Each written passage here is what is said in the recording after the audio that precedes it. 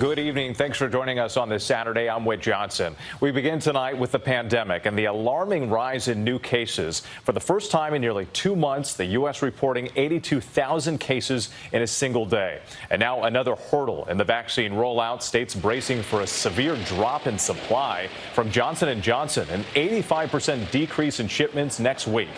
And vaccination sites in 4 states closing down temporarily out of an abundance of caution after a small number of people reported mild adverse reactions to the Johnson & Johnson vaccine. Health officials insisting the shot is safe and that serious side effects are extremely rare.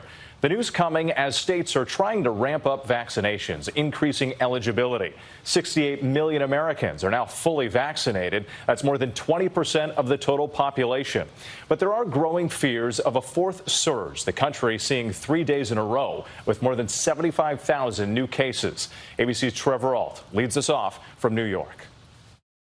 Tonight, with coronavirus cases rising to alarming levels once again, the nation bracing for a drastic drop in vaccine supply.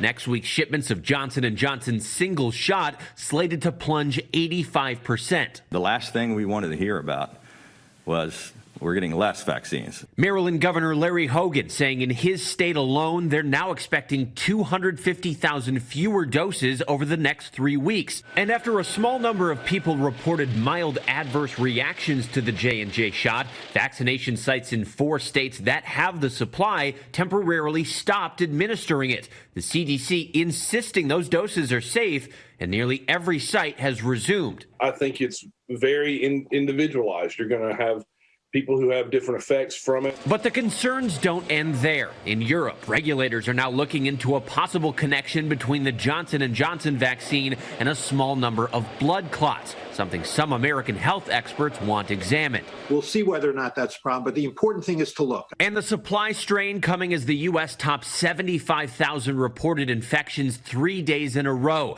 The 82,000 Friday, the most in nearly 2 months.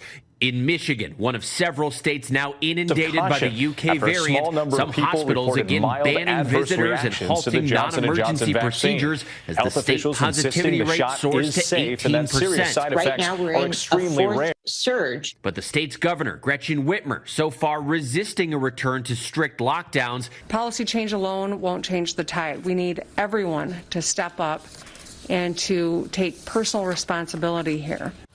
We're seeing that fatigue having an impact across the country. Trevor Ault joining us now from a mass vaccination site in New York. And Trevor, we've been hearing health experts suggest that younger teens may be able to get vaccinated by fall, but you're learning that timeline could be moved up.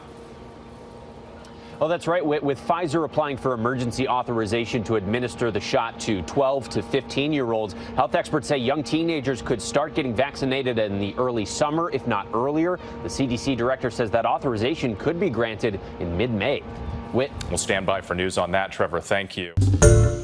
Hi, everyone. George Stephanopoulos here. Thanks for checking out the ABC News YouTube channel. If you'd like to get more videos, show highlights, and watch live event coverage, click on the right over here to subscribe to our channel. And don't forget to download the ABC News app for breaking news alerts. Thanks for watching.